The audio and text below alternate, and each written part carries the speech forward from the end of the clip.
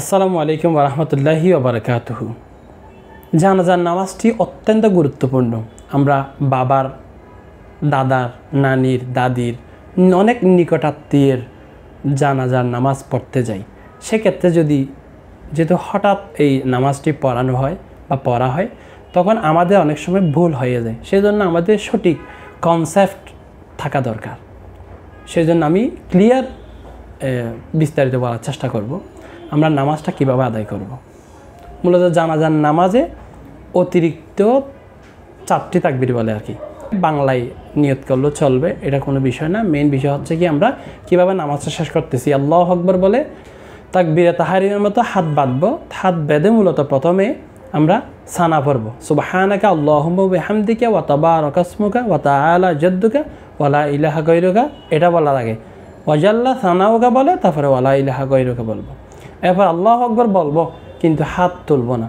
তখন আমরা দরুদ শরীফ পড়ব, আল্লাহুম্মা সাল্লি আলা মুহাম্মদ ওয়া আলা আলি মুহাম্মদ কামা সাল্লাইতা আলা ইব্রাহিম ওয়া আলা আলি ইব্রাহিম ইন্নাকা হামিদুম মাজিদ, আল্লাহুম্মা বারিক আলা মুহাম্মদ ওয়া আলা আলি মুহাম্মদ কামা বারাকতা আলা ইব্রাহিম ওয়া আলা আলি ইব্রাহিম ইন্নাকা হামিদুম মাজিদ। এটি পড়ার পর আমরা আবার বলবো আল্লাহু আকবার। এবারও হাত তুলব না।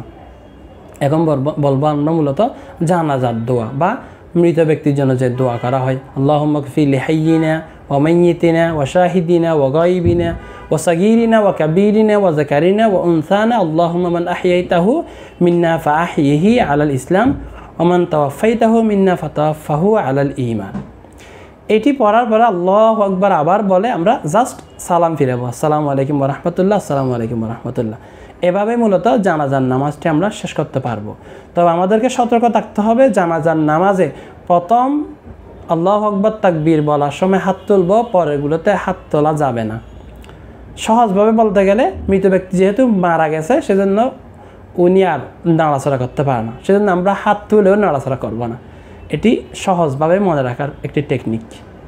এটি হচ্ছে বিষয়। বৈচিত্র্যপূর্ণ আরও ভিডিও পেতে চ্যানেলটি সাবস্ক্রাইব করুন।